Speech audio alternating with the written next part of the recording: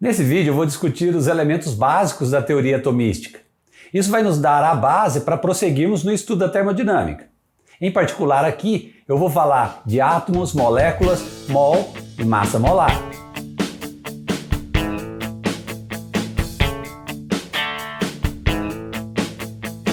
Olá pessoal, eu sou Eudes Filete, bem-vindo ao Verbo Científica. Se você é novo por aqui, já vai assinando o canal. Clica também no dedão, dê o seu like, isso é o sinal que o YouTube precisa para apresentar esse vídeo para mais pessoas. Pense nessa pergunta: se durante um cataclismo todo o conhecimento científico fosse destruído e apenas uma sentença, uma frase, pudesse ser salva para ser passada para as próximas gerações de criaturas, qual declaração conteria mais informação em menos palavras?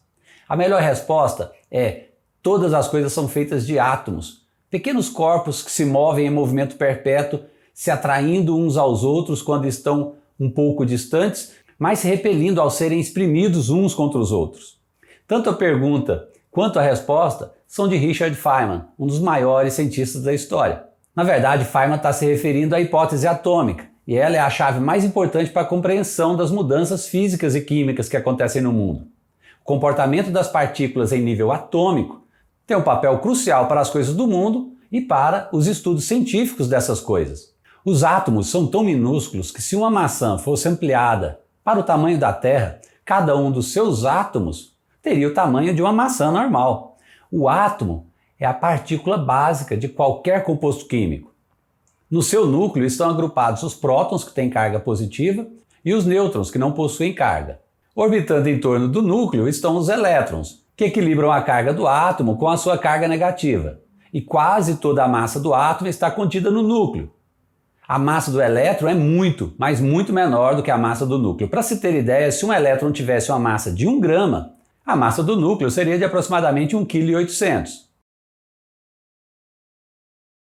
Embora um átomo seja a unidade fundamental na química, muitas substâncias encontradas no mundo não são compostas de elementos puros. Essas substâncias são as moléculas, que são agregados formados por mais de um elemento e, muito frequentemente, por elementos de diferentes tipos.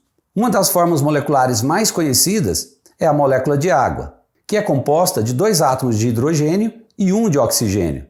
Seu arranjo é extremamente preciso e sua composição nunca varia. Os cientistas sabem, por exemplo, que 2 átomos de hidrogênio se unem a um átomo de oxigênio e no ângulo muito preciso.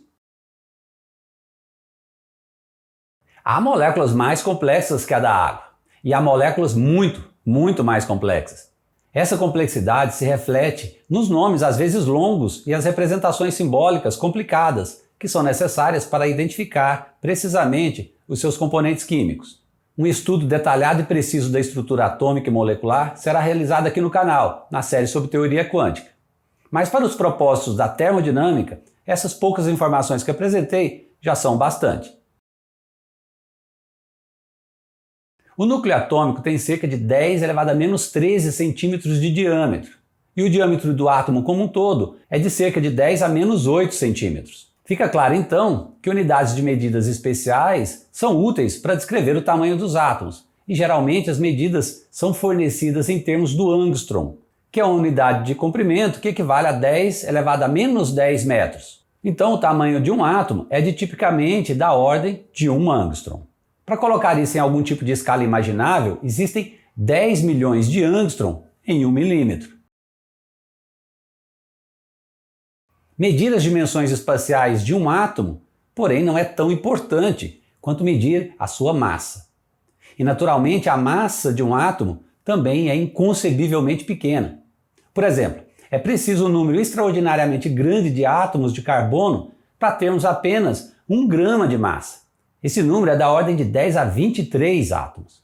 10 a 23 é um número colossal. Se cada átomo tem 1 angstrom, e se esses átomos forem alinhados, o comprimento resultante vai se estender por um total de cerca de 108 mil vezes a viagem de ida e volta da Terra ao Sol. É óbvio, então, que uma unidade totalmente diferente deve ser usada para se medir a massa de um átomo.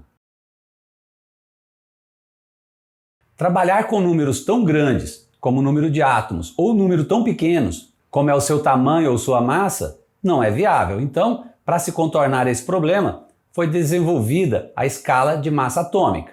Nessa escala, a massa do isótopo de carbono 12 é definida como sendo exatamente 12 unidades de massa atômica, ou simplesmente 12U.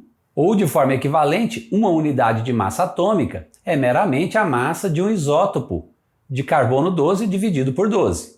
Esse valor é muito pequeno e é da ordem de 10 a menos 27. A massa atômica de qualquer outro átomo pode então ser escrita em relação à massa do carbono 12. Por exemplo, experimentos cuidadosos com hidrogênio mostram que a razão de sua massa e a massa do carbono é essa aqui. Então a massa atômica do hidrogênio é cerca de 1 unidade atômica. Os valores médios de massa atômica variam de cerca de 1 unidade de massa atômica para o hidrogênio a mais de 250 unidades para elementos de números atômicos muito altos. O número de massa atômica médio pode também ser usado para determinar a massa de uma molécula. Para as moléculas, a massa molecular vai ser a soma das massas atômicas dos átomos que formam essa molécula. Então, a massa molecular do oxigênio, por exemplo, que é o constituinte do gás oxigênio, é 32U, já que cada oxigênio tem a massa de 16U.